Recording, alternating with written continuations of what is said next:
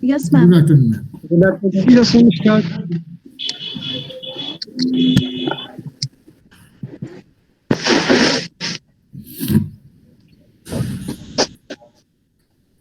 Good afternoon, ma'am. Good afternoon.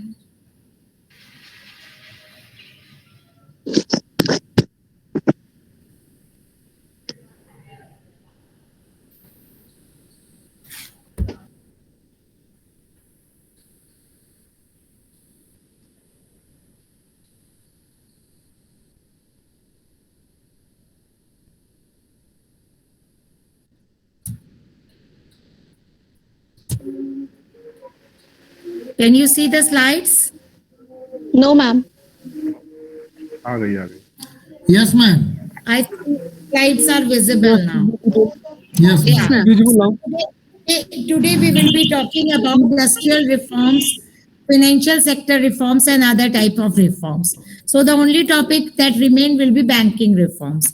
Now, as I told you in the beginning, that industrial reforms have a long pace, but still, अगर हम research के point of view से देखा जाए तो industrial revolution आज तक हमारे देश में नहीं आया है, और यही वजह है कि हम आज भी डेवलप्ड है. आज हम देख रहे हैं कि यूक्रेन इतनी बुरी मुसीबत में फंसा हुआ है, but there was a time when Ukraine was having third best nuclear weapons. उन्होंने नेटो साइन कर दिया और अपना 30 साल में ग्रोथ नहीं किया, और आज वो यहाँ खड़े हैं. So somewhere industries need a lot of boost in our economy. और अगर आप लोग इंडस्ट्रियल रिसर्च पे काम करना चाहते हैं तो मेरा बहुत बहुत निवेदन है कि आप स्मॉल एंड मीडियम सेक्टर पे तो काम करिए, बट हैवी इंडस्ट्रियलाइजेशन को भी प्रमोट करने की कोशिश करिए. डिसेंट्रलाइज प्लानिंग की बात करिए.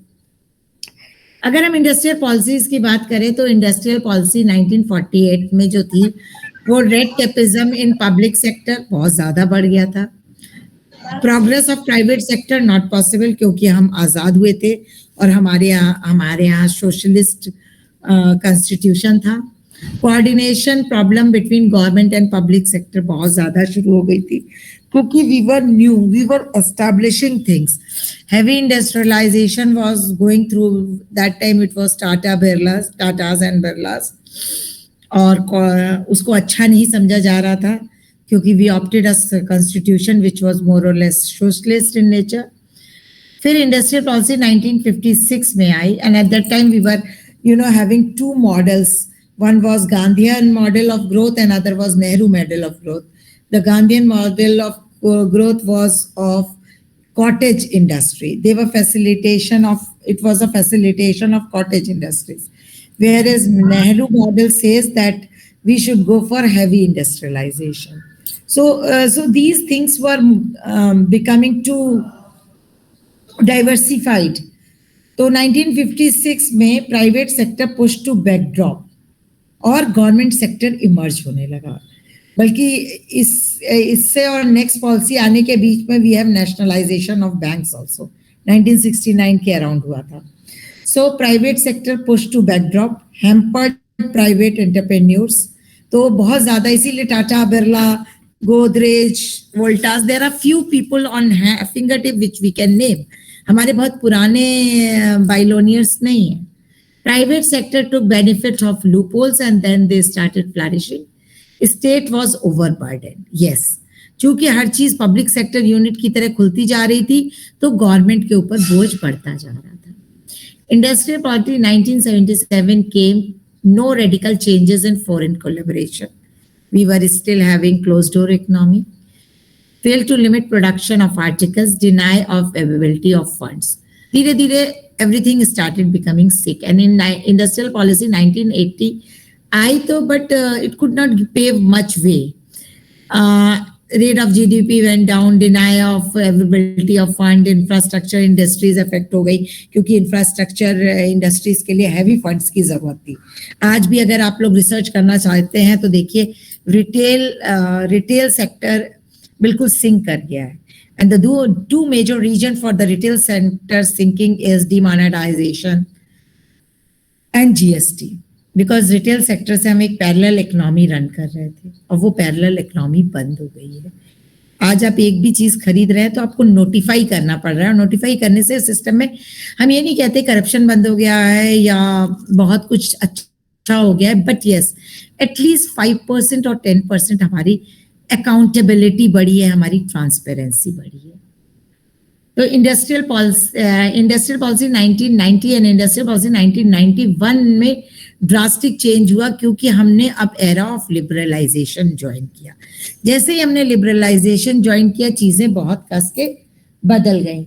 अगर हम पास्ट में देखें तो 1948 की जो पॉलिसी थी वो इंडस्ट्रियल पॉलिसी रेजोल्यूशन था, और बहुत काम उस पर नहीं हो पाया। इंडस्ट्रियल पॉलिसी रेजोल्यूशन 1956 में भी आया, फिर monopolies and restrictive trade practices की बात आई 1969 में, liberalization of Indian policy regime 80s में बात शुरू हुई पर हुआ नहीं। But new industrial policy that is NIP 1991 change the whole scenario, और एक्चुअल इंडिया वहीं से इमर्ज होना शुरू हुआ। I'm not going to talk much about the resolution of 1948. हम लोग को पता है, अगर हम लोग को आज की सिचुएशन में उसको विजुअलाइज करना है तो it could be, you know, a way for doing review of literature for a research student. This whole things I have assimilated and given to you will be beneficial when you have to do your review of literature, that how, you know, industrial revolution moved about in India. And 1948 resolution divided the India into 4 big categories, that is industries with state monopolies. हमारे आज भी small arms factory है, gun ordnance factory है, gun factory है, etcetera and etcetera. Atomic energy है, बार DRDO वगैरह था। Rail and transport, rail हमारा टोटल पब्लिक सेक्टर यूनिट था। एविएशन में भी देखा जाए तो हमने टाटा से खरीद के उसको एयर इंडिया बना दिया था। So that was the time when everything was getting into public sector hands. Then there was some sector like coal, iron and steel. We have Jamshedpur city of iron and steel. Air manufacturing, shipbuilding, telephone and telegraph, wireless, mineral oils, जहाँ पे mix of public and private sector हमें देखने को मिलता है। उसके बाद government controlled sectors आए। 18 industries of national importance were included in this sector. अब आप देख सकते हो कि ये 18 इंडस्ट्रीज की आज के समय में क्या स्थिति है और इनमें क्या क्या रिफॉर्म्स हुआ या ये सिक होके बंद हो गई। The government did not directly undertook production in this sector but decided to regulate them. Am I audible? Yes, ma'am. Yes, ma'am. Audible. Yes, ma'am. Examples, हाँ, इन इंडस्ट्रीज के एग्जाम्पल्स है automobiles, heavy chemicals, heavy machinery, machine tools. This was more or less what Nehru ji envisaged. That is heavy industrialization. और कहीं ना कहीं देखा जाए आज इतने साल बाद हम इस कमी को रियलाइज कर रहे हैं। What our first PM emphasized on, that was heavy industrialization. और आज हम इसी के लैकुना को झेलते हुए आजादी के 70 साल बाद भी डेवलपिंग है, डेवलप नहीं हो पाए। All these industries not included in 3 categories were left for open and private sector. तो प्राइवेट सेक्टर के पास बहुत एक छोटा सा वो था और वो बूम नहीं कर पाए उतना। और जो गवर्नमेंट इंडस्ट्री, सारी मेजर इंडस्ट्रीज गवर्नमेंट के पास थी, वो धीरे धीरे सिक यूनिट में कन्वर्ट होने लगी। तो हमारी बर्बादी और पतन यहाँ से शुरू हो गया कि जो गवर्नमेंट सेक्टर था या जो पब्लिक सेक्टर के हाथ में चीजें थी वो अपनी पेस नहीं रख पाई ड्यू टू करप्शन, और हम सिक यूनिट्स में उनको तब्दील करने लगे। अल्टीमेट जो हमारा मकसद था आगे बढ़ने का, वो कहीं ना कहीं डिफीट हो गया इंडस्ट्रियल पॉलिसी रेजोल्यूशन 56 में। अब इन सब चीजों को सिक यूनिट्स दिखने लगे थे इनिशियल स्टेज में ही, लेकिन बहुत दिनों तक हमने उन पे आंख बंद रखी, और यही वजह है कि हम आज इतने दिनों के बाद भी उससे निकल नहीं पाए। So the policy resolution of 1956 laid the following objective: to accelerate rate of growth. तो यहाँ पे ग्रोथ की बात की गई और फिर पेस ऑफ इंडिया, क्योंकि that time Nehru was there and Nehru's whole soul vision was to industrialize India like the Western world, like the European country. He was the one who has visited Europe most. So he was the one who was promoting all this. To develop heavy industries and machine making industries, expansion of public sector. He never talked about private sector much. To reduce disparity in income wealth. That was the concept of socialism. Development of competitive cooperative sector. To prevent concentration of business in few hands. Monopolies की बात, creation of monopolies and restricted monopolies की बात हुई. टाटा बिरलास के हाथ में सब कुछ ना चला जाए. जैसे हम आज देख रहे हैं कि अदनानी और अंबानीज बहुत सी चीजों को लेते जा रहे हैं. So there need to be an equi distribution between these people. Another monopolistic market started with public sector. 17 industries were chosen which were exclusively served for public sector. Arm and ammunition, atomic energy, railway and air transport to be monopolies of state. Remaining 30 industries will have only state as new entrants with already existing private firms. So धीरे धीरे we were moving away from privatization and we were going towards public. We were more offering public enterprises. Now the big sector, 12 industries were included, which were all mineral industries, road, transport, sea, etc. as a mixed sector. Both where public and private were there. And total private sector के पास छोटी चीजें रह गई. 1951 में development and regulation act आया जो बता रहा था कि regulation of industrial investment and production according to 5-year plan. 5-year plan में हम जितनी ग्रोथ की बात करें, जिस सेक्टर की बात करें, उसके अकॉर्डिंग काम करें.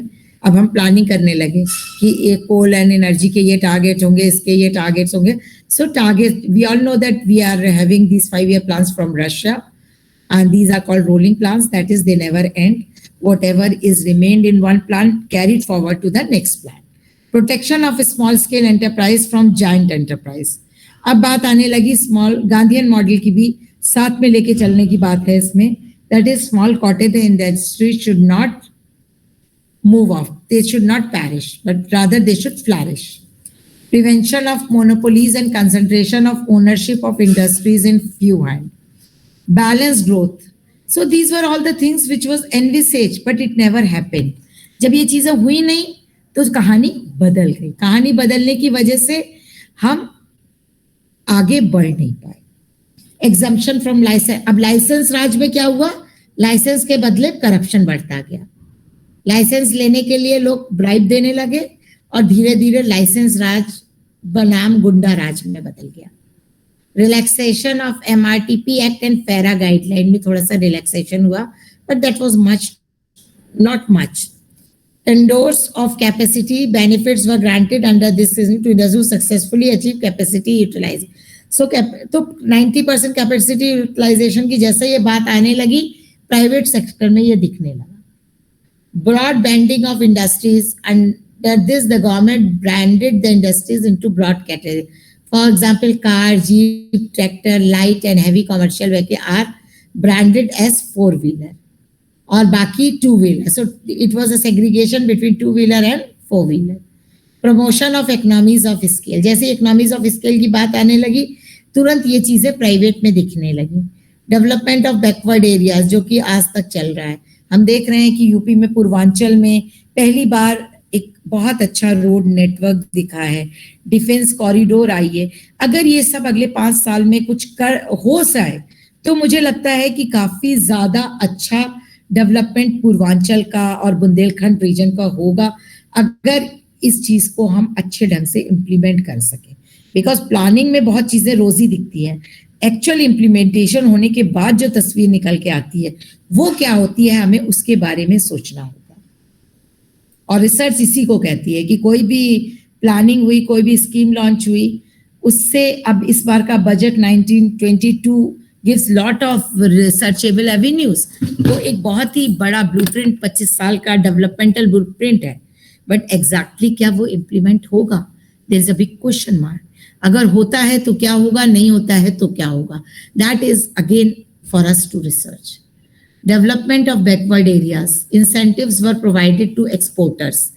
So export promotion भी start हुआ because we were lacking in export and we were having more and more imports. आज भी हमारी स्थिति वही है, but पिछले 1 साल में कुछ चीजें बदली हैं और एक्सपोर्ट से हमारा इनकम अच्छा खासा जनरेट हुआ है, जिससे हमारा ट्रेड डेफिसिट कम हुआ है।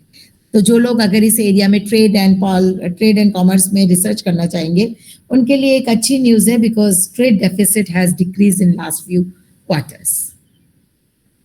न्यू इंडस्ट्रियल पॉलिसी 1991 के बाद जो नई इंडस्ट्रियल पॉलिसी आई, उसने सारी कहानी को बदल के रख दी।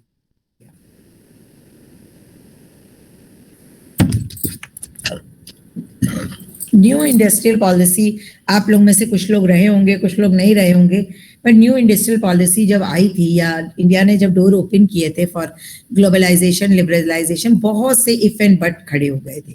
लग रहा था कि सब कुछ प्राइवेटाइज हो जाएगा और चीज़ें कुछ एक एम्प्लॉयमेंट खत्म हो जाएगा, इंडिया में इंडिया की इनकम दूसरे लोग ले जाएंगे, यहाँ पे गरीबी बढ़ जाएगी।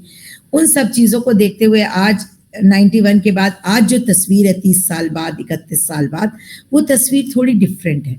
देखा जाए लिबरलाइजेशन के बाद इंडिया बिल्कुल एक डिफरेंट सिनेरियो पिक्चर की तरह उभरा है। It has emerge as a with big economic power. पिछले 20 साल में तो स्पेशली हम कह सकते हैं India has emerge as a big economic power. Secondary, India में मेजर आईटी का बूम हुआ है, ग्लोबलाइजेशन की वजह से ही ये बूम हुआ है। तीसरी चीज अगर हम देखा जाए, इंडिया का मार्केट बहुत बड़ा था, जहां पे बाहर के लोगों को इन्वेस्ट करने को मिला।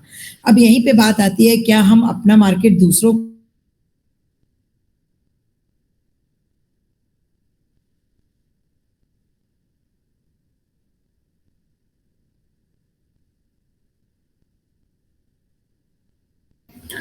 मैम आपकी आवाज नहीं आ रही है। बहुत स्लो आ रही है मैम आपकी आवाज। हमें No, तो आ ही ma'am. नहीं रही है। यस सर, नहीं आ रही है। हमें भी नहीं आ रही है। Neither visible nor audible. Yes, I am agree with you, I love you.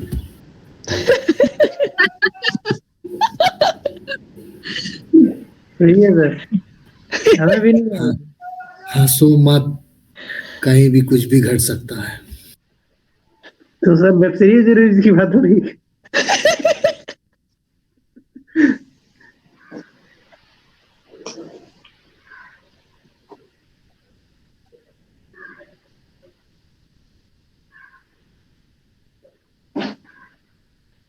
Sameer sir sometimes बहुत क्यूट लगते हैं। सही है।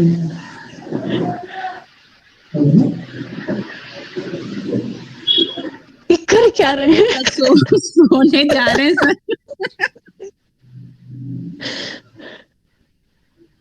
Light sleeping. प्रेस कर रहे हैं सर। अच्छा, किसकी प्रेस कर रहे हैं सर? नहीं सर, फ्यूचर तुम्हारा भी यही है, ज्यादा बोलो मत। सुन लिया किसी ने तो फिर हो गया।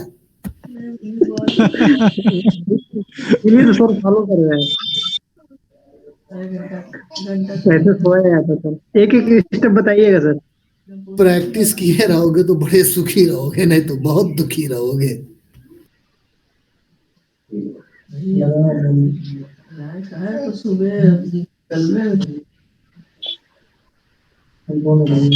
सर की पढ़ाई भी हो रही है, प्रेस भी हो रही है।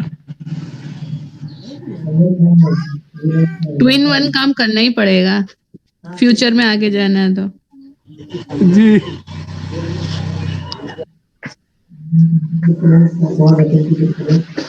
मैम कहाँ है?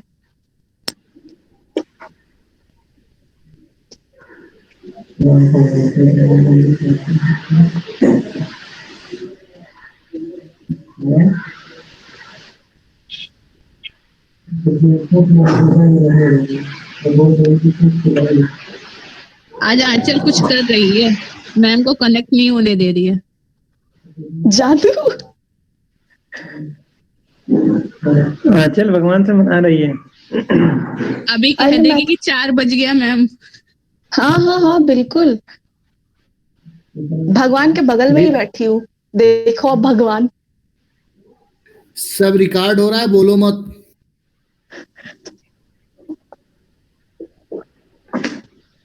नेहा बहुत सीरियस है।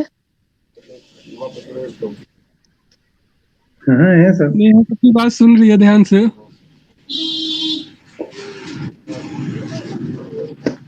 कृष्णा मैम भी इधर ही है। नेहा सिंह की नेहा दुबे? नेहा सिंह। दो नेहा है।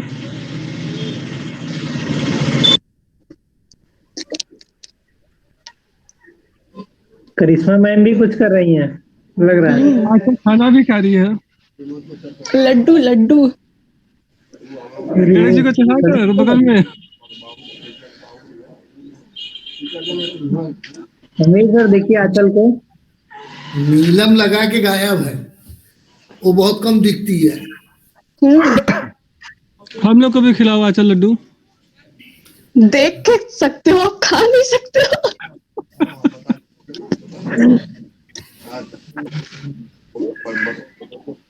नंबर नहीं देंगे फिर? सर किस बात के? अरे एक चुटके कराने के।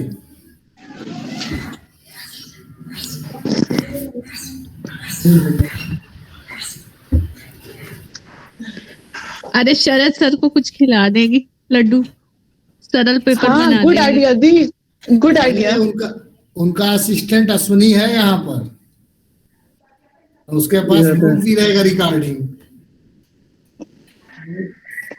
अरे सर उसको तो पहुंचा भांग देंगे, पिला सरल देंगे। पेपर बनाए। सबसे बुद्धिमान है सोनाली, कभी कुछ नहीं बोलेगी। इसके खिलाफ किसी के पास कोई सबूत नहीं। सोनाली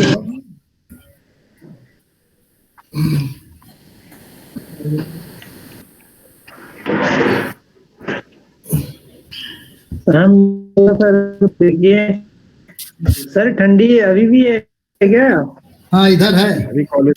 अभी कॉलेज से आ रहा हूँ, एकदम हालत खराब है। अच्छा अच्छा अच्छा। हाल कौन पूछ रहा है आपकी?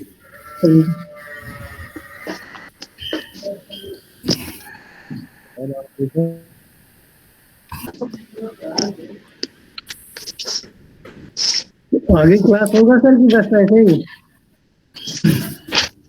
ऐसे ही 10 मिनट और जाओ फिर।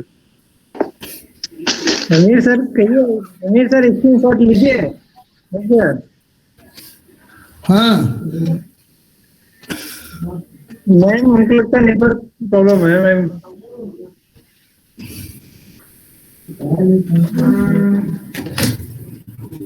अश्विनी सरस सर को बोलो मैम गायब हैं।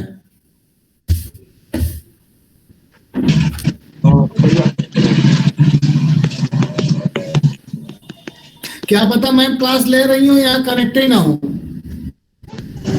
हो सकता है। हाँ हो सकता है। मैं अपने नहीं, ऐसा नहीं हो सकता। क्लास हो रहा है लेकिन कोई सुनाई नहीं दे रहा है।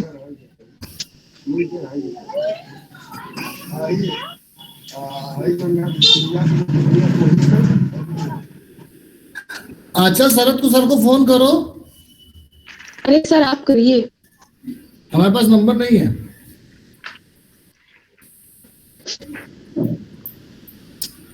ये सारा काम क्लास मॉनिटर का है। सर आप हैं। हम क्लास मॉनिटर पागल हो? मॉनिटर की कोई योग्यता भी होनी चाहिए। सर सबसे योग्य आप ही हैं। इसीलिए तो अयोग्य है। अब मैम आ गई।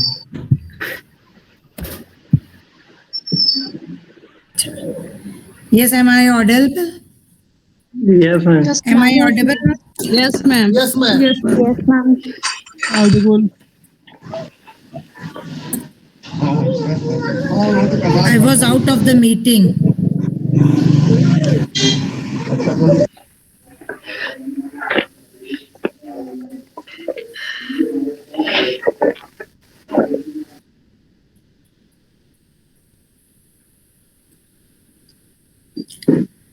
Are the slides visible now?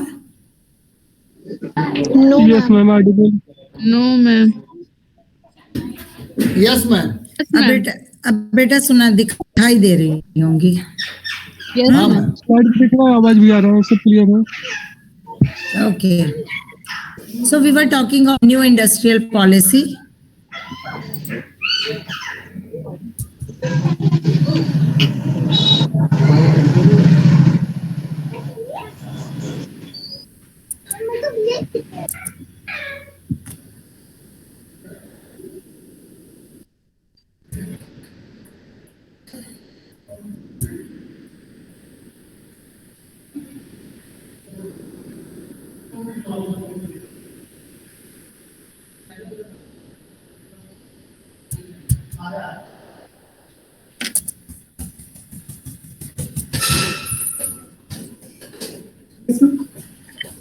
पता नहीं आपका नेट बंद हो गया था. I started with my own net. अब ये मूव नहीं कर रहा है.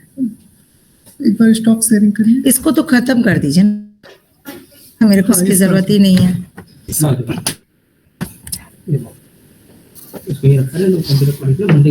हाँ छोड़ेगी. वहाँ ले चलिए, यहाँ ना छोड़िए. हाँ, मुझे जरूरत इसकी नहीं है ना. नेट कनेक्ट कर दो. नेट मैंने अपना कर दिया, उसकी कोई दिक्कत नहीं है, पर ये बस सिलेक्ट शेयर हो जाना चाहिए. Is it share? You all can see this? Yes, ma'am. Yes, ma'am. Okay. And is it? हाँ, changing. Delicensing. बस मुझे आधा घंटा और दे दीजिए. Now, abolishment of industrial licensing. As I told you कि before 1991, the biggest issue was license raj. That was the grassroot of any corruption. और इसीलिए लाइसेंस राज को हटाने या डी लाइसेंसिंग की बात शुरू हुई. तो abolishment of industrial licensing for all except 18 industry, यानी मेजर इंडस्ट्री आज भी पब्लिक सेक्टर रही, that is coal, petroleum, sugar, leather, food based product etcetera. Then 5 industries like alcohol, cigarette, hazardous chemical, etc. explosive required license. This is very important for environmental concern. तो आज की date में भी इस पे licence लेना बहुत जरूरी हो जाता है. With the passage of time, licensing requirements were further reduced, and today we are approaching towards more or less not much license is needed. Now, role of public sector reduced sustainability. The industries reserved for public sector was reduced from 17 to 8. यानी बाकी industries को हमने बेच दिया. 1990 के बाद ही हमने industries को बेचना शुरू किया था. जब हम आज बात करते हैं कि भाई एवरीथिंग इज गेटिंग प्राइवेटाइज, तो this is not something new which we are doing at this juncture. We already started this phenomena in 1990. धीरे धीरे कर रहे थे, अब बहुत तेजी से कर रहे हैं. बस फर्क इतना है. But the reason and the major thing was that every government unit or public sector was becoming sick. And to bring out the country from this sick unit, we were moving toward privatization. लेकिन अब privatization की भी एक बहुत बड़ी दिक्कत है, हमारे पास गवर्नेंस नहीं है.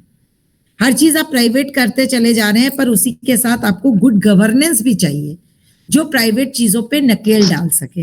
अभी हमने रिसेंटली देखा कि नेशनल स्टॉक एक्सचेंज में कितना बड़ा स्कैम आया कि नहीं. बड़े बड़े बिजनेसमैन है, they are doing scam and moving out of country. So somewhere there is a need to stop this thing. Non performing asset should be zero, and non performing asset सबसे ज्यादा create हो रही हैं public private sector में भी. ऐसा नहीं है कि पब्लिक सेक्टर हटा देने से समस्या खत्म हो जाती है.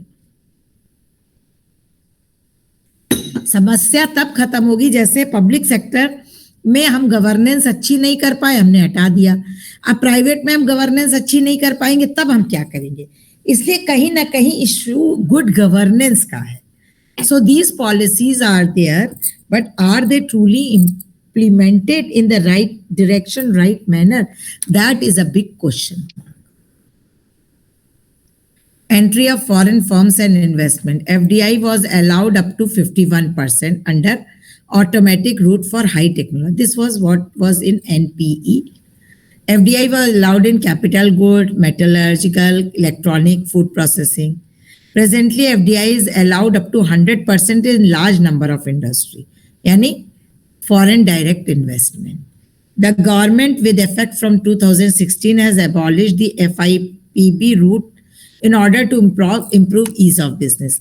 आज हम फिर से small and medium industries को boost करना चाहते हैं, इंडस्ट्रियलाइजेशन करना चाहते हैं, मेक इन इंडिया पे जोर दे रहे हैं, startup India, unicorn India. So these are the things which we are talking of. Why? Because हमें पता है कि कहीं ना कहीं हमें अपने पैरों पे इंडस्ट्रियल सेक्टर में खड़ा होना पड़ेगा. अगर हम नहीं खड़े होंगे तो there will be lots and lots of problem. Industrial location policy was liberalized. Yes, India में हर चीज को लैंड, स्पेशली लैंड की अगर हम बात करें तो उसको कंप्यूटराइज या इलेक्ट्रॉनाइज करने की बात इसीलिए आ रही है क्योंकि यहाँ पे लोकेशनल डिसएडवांटेज है. जमीन कितनी झगड़े की है आपको पता नहीं चलता है. तो बाहर के लोग, there was a presentation in Amity University where why people shrug away from doing business in India. उसका एक मेजर कारण था कि लैंड जो है हमारा ट्रांसपेरेंसी नहीं है लैंड रिकॉर्ड्स में. तो जब तक डिजिटाइजेशन ऑफ लैंड रिकॉर्ड्स नहीं होगा हमारी ये समस्या रहेगी. एक ही जमीन 10 लोगों को बेच दी गई है, जो बाहर से आ रहा है उसको पता ही नहीं है whether it is authentic or not. तो कहीं ना कहीं डिजिटाइजेशन तो करना ही पड़ेगा.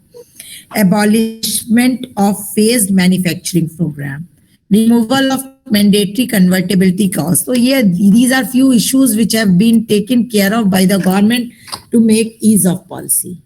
फिर अभी रिसेंटली हमने देखा कि नेशनल मैन्युफैक्चरिंग पॉलिसी आई है जिसने increase manufacturing sector growth to 14 to 15% in medium term, जबकि हमारी मैन्युफैक्चरिंग से ग्रोथ कम से कम 25-30% होनी चाहिए. तो अभी फिलहाल इन्होंने 14 से 15% की बात की है क्योंकि हम तो अभी बहुत नीचे चल रहे हैं. Increase share of manufacturing in GDP to 25%. Presently हम लोग कितना है, 15, 16, 17 कितने पे हैं? M I Audible? जी बताइए, हम आज की डेट में कितना कंट्रीब्यूट कर रहे हैं इंडस्ट्री से जीडीपी को? मैम 30%. अरे नहीं, 25 तो % पहुंचने की बात कर रहे हैं आप, 30% की बात कर रही हैं. 17 या 19 होगा, देखिए क्या है. समथिंग है मैम. एग्रीकल्चर 17 है, इंडस्ट्री से 17 है. Something ma'am. वही तो हम कह रहे हैं, बहुत ज्यादा नहीं है, इसीलिए 25% करने की बात हो रही है. Major chunk is coming from service sector. Create 100 million additional jobs in manufacturing, very much necessary. हमारा जॉब मार्केट बहुत बड़ा है. We have cheap labour, why not utilize in manufacturing and come up. Skill development of rural population and urban poor. हमारी skill mapping की हम बात कर रहे हैं. न्यू एजुकेशन पॉलिसी को अगर आप लोगों ने ध्यान से पढ़ा होगा तो it is talking of skill development, क्योंकि हमारे यहाँ क्या हो रहा है, हम हायर एजुकेशन दे रहे हैं और स्किल को डेवलप नहीं कर रहे हैं. एक ग्रेजुएट बंदा क्या कर सकता है? ना तो वो ड्राइव कर सकता है, ना वो प्लम्बिंग का काम कर सकता है, ना इलेक्ट्रिशियन. इससे तो अच्छा इंटर तक यही एजुकेशन लेके वो एक अच्छा प्लम्बर बन जाए, एक अच्छा इलेक्ट्रिशियन बन जाए, ड्राइवर बन जाए. So this type of focus is given for skill development. Increase domestic value addition and technological advancement in manufacturing. Manufacturing के लिए काफी काम करने की बात है. ये सब आप लोगों के लिए बहुत अच्छा रिसर्चेबल इशू है अगर आप इस एरेना में काम करना चाहते हैं, क्योंकि इंडस्ट्रियल सेक्टर एक सिक सेक्टर की तरह हो रहा है जो कि बहुत अलग अंदाज में होना चाहिए. Government policy support under NMP, that is National Manufacturing Policy. The manufacturing policy proposes to create an enabling environment for growth of manufacturing in India by doing ease of business, decentralizing of licensing, decentralized growth की हम बात कर रहे हैं, various corridors बनाने की बात कर रहे हैं, special economic zones बनाने की बात कर रहे हैं. This all is going for this. The NMP envisages simplification of business regulation. Single window clearance की हम बात कर रहे हैं. The purpose of development is for MSME, that is medium and small enterprises. Big industry तो big businessman के पास funds होता है, they can go ahead with it. But medium and small industry वाले आते हैं मार्केट में, थोड़े दिन रहते हैं, सस्टेन नहीं कर पाते हैं और चले जाते हैं. So we are trying to come up with a business model where they can also sustain. Skill development of youth is most important part of national manufacturing policy. Then we are also coming along with special economic zones, we are coming with manufacturing zones. बहुत जरूरी है। Incentives में हमने land acquisition को ease कर दिया है, integrated industrial township development की बात की है, world class physical structure infrastructure की बात की है। वर्ल्ड क्लास इंफ्रास्ट्रक्चर नहीं देंगे तो कुछ भी नहीं होगा। A total of 12 NMIZ, that is National Investment and Manufacturing Zones, has been announced by government. Out of total 12, 8 are located in Delhi Mumbai Industrial Corridor. तो दिल्ली मुंबई इंडस्ट्रियल कॉरिडोर बन रहा है, ये अपने आप में एक बहुत लैंडमार्क डेवलपमेंट हिस्ट्री होगी, क्योंकि इस कॉरिडोर के आसपास जब हम मैन्युफैक्चरिंग यूनिट्स लगा देंगे तो हमारा एम्प्लॉयमेंट भी जनरेट होगा और सेल्फ रिलायंस होंगे मैन्युफैक्चरिंग के केस में। Make in India programme prime minister Narendra Modi ने 2014 में लॉन्च किया था, 15 में, but it was not a big success. But yes, we have to make it success, it can not be closed, because unless and until we go for make in India हम prosper नहीं कर पाएंगे। बहुत सी चीजों पे हम आज भी चाइना पे डिपेंडेंट है। Somehow we have to come out of that nexus. Making in India is a campaign launched by Government of India on 25th September 2015. The aim of Make in India program is to project India as an efficient and competitive powerhouse of global manufacturing. The program aims to convert India into world's factory. That is, we want to export rather than import. Make in India is essentially an invitation to foreign companies to come and invest in India on the back of government promises to create an environment easy for doing business. और ये हुआ भी, जब ये pandemic आया तो Indian government was the most opportunist, those who tried to close their ventures from China, India was the best new venue offered to them. The UP also did try to do so. The government, since the launch of the program, is trying to make India an attractive destination, but still it is not a very successful mission. Now, list of failures. Opposite to objective, gross domestic product of India has fallen drastically. और GDP गिरने का सबसे बड़ा कारण क्या था? Demonetization and GST. Due to launching of too many initiatives, government आई और फटाफट रिफॉर्म्स लाने लगी और सांस लेने को नहीं मिला. उससे क्या हुआ? Every reform in its initial phase is very tough. उसके बाद धीरे धीरे वो पिक करती है. अब अगले 10 साल में उसका फ्रूट दिखना शुरू होगा. लाइक इस बजट पे भी हमने देखा कि जीएसटी कलेक्शन बढ़ा है, तो धीरे धीरे ये चीजें बढ़ेंगी. But there was a time when there was a sudden drop in every economic activity. और स्पेशली सबसे ज्यादा हर्ट हुआ था हमारा स्मॉल एंड मीडियम एंटरप्राइज. छोटे छोटे यूनिट्स थे जो कैश पे चलते थे और अचानक उनको बंदी आ गई थी. Also the appropriate investments are not yet in their intended place. The growth rate of 12 to 14% has been considered as impossible. उस समय हमें 12 से 14% भी इंडस्ट्रियल सेक्टर में ग्रोथ इम्पॉसिबल सा लग रहा था. आज तो हम कुछ कुछ सोचने की कोशिश कर रहे हैं. Another failure in the investment dependency of the policies on foreign capital. Why not invest from India? Why not government support these MSMEs? So those are also a big question mark for this particular program. Reasons for demonetization, as you all know, GST, poor implementation. The GST in itself is very good, but that the implementation was very poor. और ये implementation poor है, ये हमको इस बात से भी पता चलता है कि GST लॉन्च होने के 2 महीने के अंदर 200 नोटिफिकेशन आए. अगर कोई लॉ को इम्प्लीमेंट करने के बाद 2 महीने में अगर हमें 200 बार उसमें मॉडिफिकेशन करना पड़े तो वो बताता है कि कितना गंदा होमवर्क किया गया था. तो इसको बहुत जल्दबाजी में लागू किया गया, but homework was not done very nicely. Investments, there are no direct investment. These are coming from shell companies. Shell companies जो कंपनीज है जो अपनी ब्लैक मनी वाइट करना चाहती हैं भारत में लाके. Make India walk on the steps of China's or US project, but the productivity of Indian companies is very low as compared to with those of Thailand and China. और यही वजह है कि चाइना गुड्स इतना सस्ता मिलता है, Indian goods नहीं मिलता है, क्योंकि हमारी प्रोडक्टिविटी कम है. और मेन रीजन प्रोडक्टिविटी कम होने का है हमारा लेबर स्किल्ड नहीं है. हम उसको एक फॉर्मल एजुकेशन दे देना चाह रहे हैं, स्किल्ड एजुकेशन नहीं देना चाह रहे। वो इंटर ही तक करे, जैसे बाहर रशिया या किसी भी कंट्री में होता है हाई स्कूल पास, इंटर पास, लेकिन वो अपना बहुत अच्छे से कमा खा रहा है। उस तरह का pattern of education we need it. Inefficient skill, lack of और इंफ्रास्ट्रक्चर की तो बहुत ज्यादा कमी है। अब ये हाईवेज डेवलपमेंट से कुछ इंफ्रास्ट्रक्चर सुधर रहा है, but it has to go a very long way. Now we talk of industrial corridors, which is along the Delhi-Mumbai industrial corridor. Ahmedabad, Dholera investment region. Gujarat is our biggest industrial hub. Then Sekhendra Industrial Park City near Aurangabad, that is in Maharashtra. Maneswar is a very big industrial hub in Haryana. Kurukshetra, Bhindwadi, Nimrana in Rajasthan. Pitampura in MP. Dadri, Noida, Ghaziabad in Uttar Pradesh.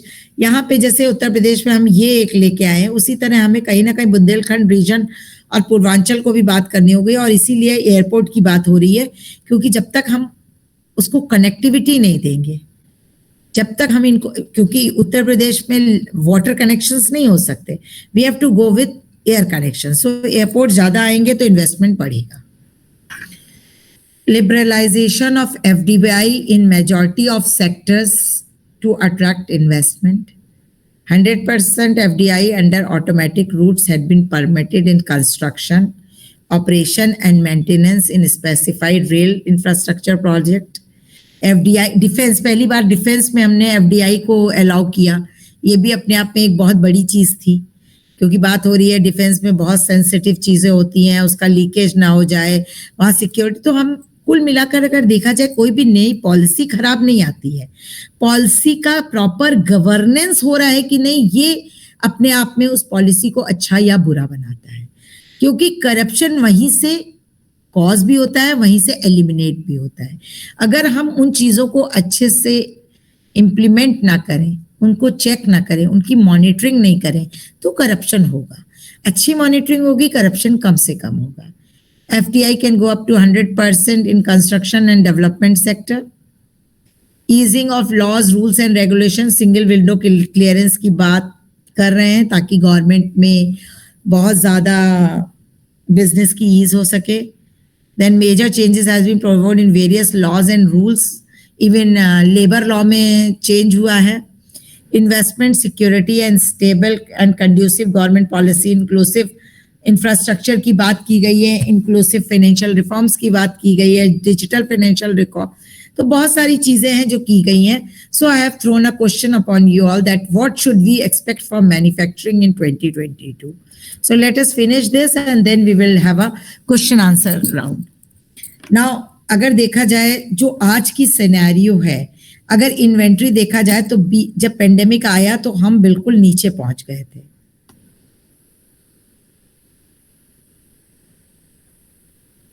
So during pandemic, we were somewhere here.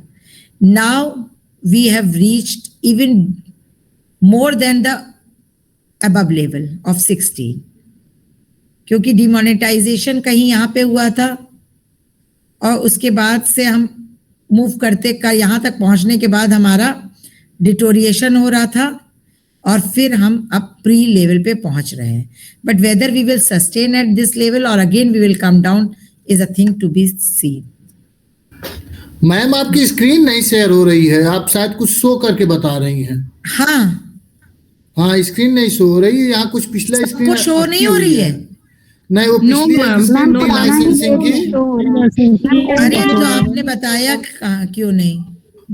यहाँ तो समझ में आप data जब बात करने लगी तो हम लोग खोजने लगे कहाँ से देख के बता रही हैं, इसलिए लगा कि हाँ ये आया। Now it is visible. Yes, so, yes, ma'am.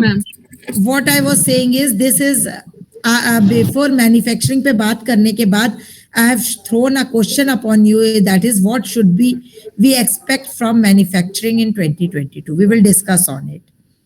Next I am discussing is that inventory level past से भी ज्यादा हो गया है इधर, लेकिन क्या हम आगे सस्टेन कर पाएंगे is a $1 million question. Second graph which I would like to show you is world industrial production versus services. UC 2020 में वर्ल्ड इंडस्ट्रियल प्रोडक्शन बिल्कुल खत्म हो गया था, बहुत तेजी से ऊपर बढ़ा क्योंकि चीजें बंद हो गई थी, तो बाउंस बैक बहुत तेजी से हुई. This is called V shape recovery. But इसके बाद again there is another wave of pandemic in 2021, and we have seen that it is declining, though not as bad as it declined in the first phase, but yes, it declined to this level, and now we are expecting that it will be stagnant somewhere here. But seeing the still we are uncertain about the pandemic. So not much could be said about the world industrial production and services. But yes, we have to think positively. Global retail industry growth rate India में retail इतना नीचे चला गया था, that is 5% negative हो गया था, but it bounced back in 2021 to 7.2, 6.6 2022 अभी चल रहा है, खत्म नहीं हुआ, इसलिए फर्स्ट क्वार्टर में 6.6 है. और ये चूंकि it was a we shape recovery जिसकी वजह से एकदम से बाउंस बैक हुआ है, बट इसके बाद it was expected it will come down and it is showing that graph that it is coming down.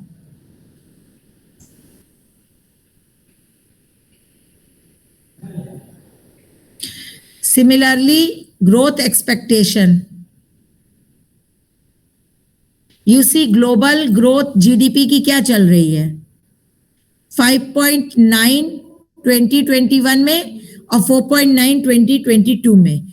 India की 8.5 and 9.5. This show, can you see the slides? Yes, ma'am. Yes, Can you ma'am. see the Yes, ma'am. slide? Yes, ma'am. Yes, ma'am. Yes, ma'am. Are the slides visible? Yes, ma'am. Are the slides visible? Yes, ma'am.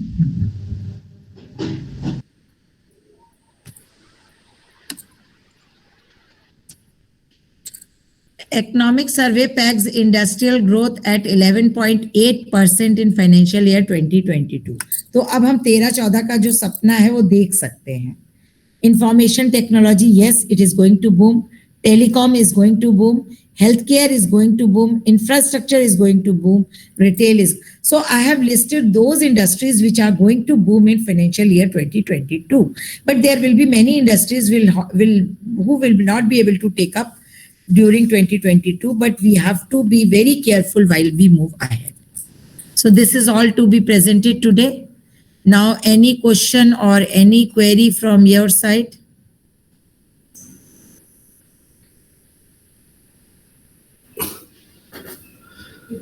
Ma'am, एक चीज ये थी, जैसे अभी आपने कहा कि 13% को हम सोच सकते हैं, बट ये जो पैंडेमिक की वजह से 9% 8% जो ग्रोथ रेट दिख रही है, वो तो हम चूंकि हमेशा पिछले ईयर की तुलना में देखते हैं, जब ऑलरेडी जब तक हमने 11% इंडस्ट्रियल ग्रोथ. अरे जीडीपी तो अभी आएगा ही नहीं, हम जीडीपी की बात 9-10 नहीं कर रहे, हम तो इंडस्ट्रियल मैन्युफैक्चरिंग चूंकि पिछले क्वार्टर में 11.8 आ गया है, तो लग रहा है कि शायद थोड़ा बढ़ जाए, 12-13 पहुंच जाए.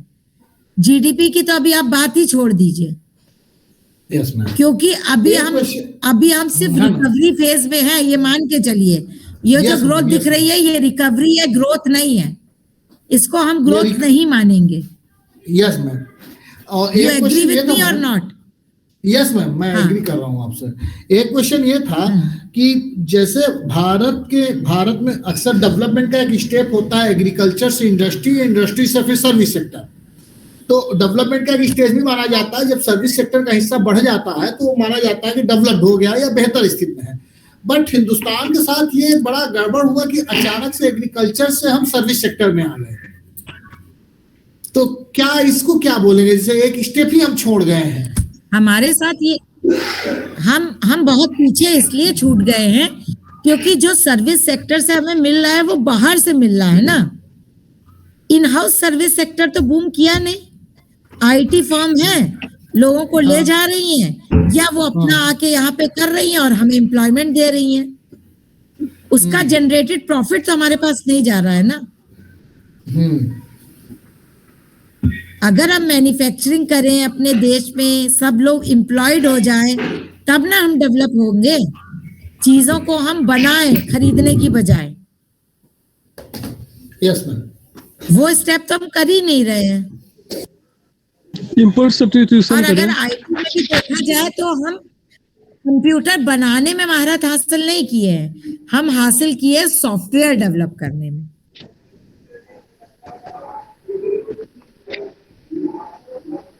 बात आप समझ रहे हैं? Yes ma'am, I am agree with you. कहीं हमारी प्रॉब्लम आज भी इंडस्ट्री को लेकर ही खड़ी है। और दूसरी प्रॉब्लम मैम एक चीज और है कि जैसे एम्प्लॉयमेंट की जहाँ बात आई कि हमारे यहाँ मतलब जैसे एक बात आपने कही कि बाहर के देशों में हाई स्कूल इंटर करके लोग कौशल क्रिएट करते हैं, स्किल डेवलप होता है, पैसा। लेकिन हमारे यहाँ एक एटीट्यूड की प्रॉब्लम भी है कहीं ना कहीं कौशल के साथ साथ, कि कोई आदमी प्लम्बर नहीं बनना चाहता, इलेक्ट्रीशियन नहीं बनना चाहता। अब जैसे न्यू एजुकेशन पॉलिसी लागू हुई है आपके यहाँ भी है, मेरे यहाँ भी। यस मैम, तो प्रॉब्लम यह है कि कोई डेवलप नहीं करना चाहता। Yes ma'am. आपको हम सच बताएं, हम इलाहाबाद में पोस्टिंग हुई, मुंबई के बाद हमारी इलाहाबाद में। My husband was posted to Allahabad, मैं भी गई। My daughter was born. मैंने 2 साल काम नहीं किया, I was just completing my PhD. मैं देखती थी कहीं हम लोग घूमने जाते थे, हर पेड़ के नीचे एक आईएएस बन रहा होता था, एक आईपीएस बन रहा होता था। मुझे इतना दुखड़ई शहर जिंदगी में कोई नहीं लगा। I am talking of 2000। मैंने कहा मैं इस शहर से भाग जाना चाहती हूँ। 1000 मैं आपको बता रही, 1000 पोस्ट थी और हर आदमी आईएएस आईपीएस बनना चाहता था। और जब उनसे इंटर करती थी लोगों से, तो वो मुझे उनका नॉलेज लेवल किसी लायक नहीं लगता था।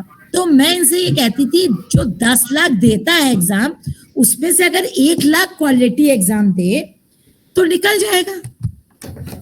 ये 10 लाख देता ही क्यों है एग्जाम? प्रॉब्लम मैम ये है, मैं वही कहना चाह रहा हूँ कि मैं फैकल्टी हूँ, हमारे साथ यहाँ बहुत सारी फैकल्टी है जो आज भी मतलब अगर तहसीलदार की पोस्ट में सिलेक्शन हो जाए तो असिस्टेंट भाग जाएंगी छोड़ के। ये जो अनएम्प्लॉयमेंट की बात आती है, मतलब थोड़ा सा मेरा अनएम्प्लॉयमेंट को लेकर जो एजुकेशनल अनएम्प्लॉयमेंट की जब बात करते हैं लोग, तो मुझे बात इसी पे आती है कि आप हाई स्कूल इंटर के बाद कोई भी जॉब ओरिएंटेड स्किल नहीं करना चाहता, आदमी कोई गेन नहीं करना चाहता, सबको आईएएस होना है।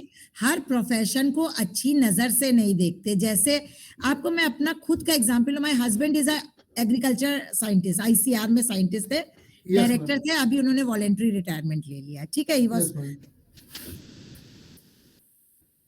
Ma'am, you are not audible. और मैं भी जो हूँ वो एक टीचर हूँ। Yes ma'am. मेरा बेटा डीयू का प्रोडक्ट है और फिलॉसफी में पीजी करने जा रहा है। लोगों को, मेरे ही रिश्तेदारों को लगता है कि मेरा बेटा गधा है। हाँ, जिसकी माँ स्टैटिस्टिशियन हो, बेटा फिलॉसफी में एमए करने जेएनयू जा रहा है, because he is a philosopher.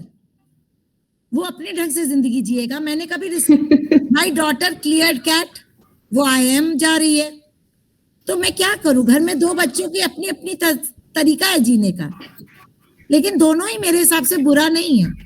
मेरा बेटा ज्यादा ज़हीन है, he has a very big philosophical mindset. And they have actually identified their passion. हाँ, क्योंकि हमारे घर में ना नौकरी का हमें टेंशन है। अगर उसको जॉब भी नहीं करना तो तुम बिजनेस करना है, स्टार्टअप करना है, कुछ करो, बट कुछ करो and excel in whatever you do. Painting बनानी है, गाने लिखने हैं, गजल लिखनी है, do anything but excel. Ma'am, new education policy में स्किल को लेकर जो को करिकुलर एक्टिविटीज या वोकेशनल कोर्स है, वो सब पढ़ाना लकीर की फकीर है। मैम, मैं वही कहना चाह रहा हूँ कि संसाधन है नहीं।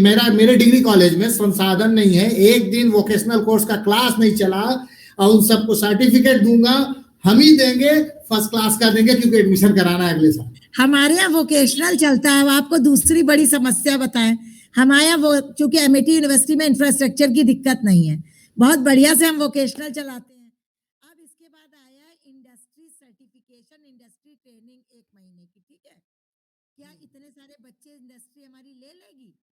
हमारे पास यूजी में 250 बच्चा है, यस मैम। हम कौन सी इंडस्ट्रियल सर्टिफिकेट 1 महीने का इनको दिला दे?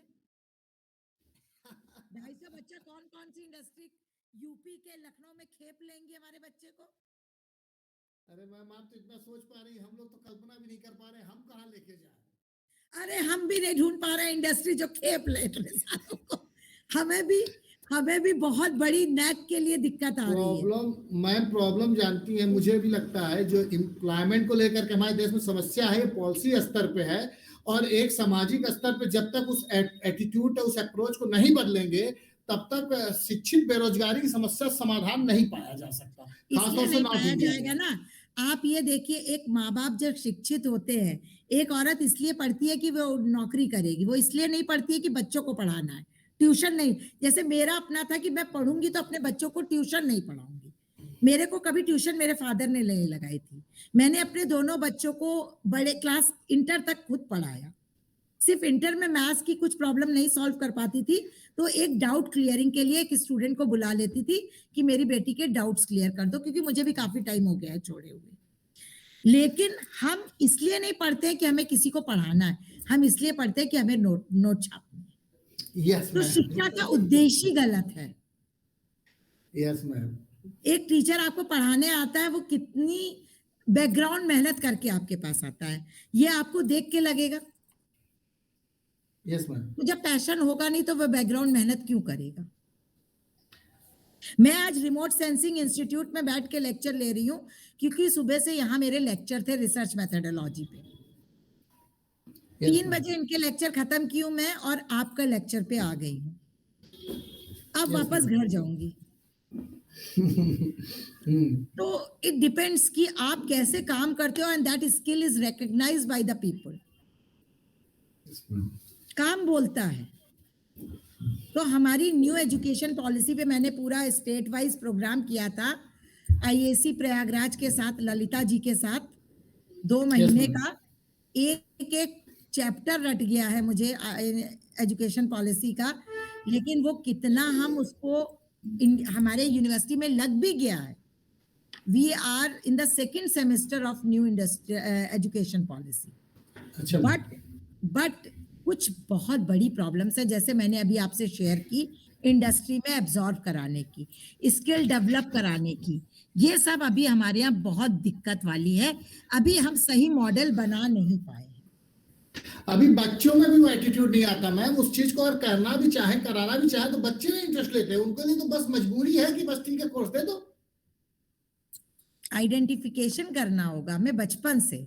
वहां पे रशा में क्या होता है, बचपन से देखा जाता है आपका इंक्लिनेशन किधर है, और फिर आगे काम किया जाता है। हम तो करते ही नहीं है। हम तो बचपन में उसे वो पढ़ाते हैं जो उसको बाद में कभी जरूरत ही नहीं होता है। मैम बचपन सब आईएएस बनाते हैं। कह तो रही हूँ, सब आईएएस आईपीएस इंजीनियरिंग। मेरी बेटी ने जेई में सिलेक्शन के बाद नहीं किया, सबने मुझे बहुत सुनाया घर में। बताओ कोई आईआईटी वगैरह में सिलेक्ट होके छोड़ता है उसने। मैं असिस्टेंट प्रोफेसर हूँ मैम। मैं नहीं करनी, क्या करूं मैम? मैं असिस्टेंट प्रोफेसर हूँ, पर मेरे फादर मुझसे खुश नहीं हुए, कहे है तो मास्टर ही। वो आईएएस बनाने के चक्कर मुझे, जब मैं लेक्चरर हो गया तो मुझे घर से बाहर निकाल दिए। जितना मास्टर को वर्ल्ड में, जितना मास्टर को रिकॉग्निशन है उतना किसी को नहीं है। मैं सिंगापुर गई थी, and you say that you are a teacher, everyone respect you like hell. मैं लेक्चरर हुआ था इंटर कॉलेज में, तो फादर ने मुझे घर से निकाल दिया कि तुमने मेहनत नहीं की, आईएएस ने मेरी, मैं घर से निकल जाओ। और तब से मैं घर से बाहर हूँ। असिस्टेंट प्रोफेसर होने के बाद घर गए तो कहे हाँ तो मास्टर ही। नहीं, ये बहुत बड़ी सच्चाई है। तो हम लोग रिसर्च को इसी दिशा में करें जहां माइंडसेट को बदल सके। मेरा आपसे यही निवेदन है कि let us work for this cause, कि हम माइंडसेट बदल सके। Okay, yes ma'am. Any more questions and queries?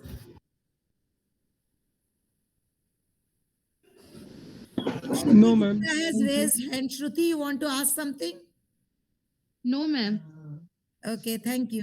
Anyone else? No, ma'am. Thank you. Thank you, ma'am. Thank you. No, thank you. Thank you, ma'am. Thank you, ma'am.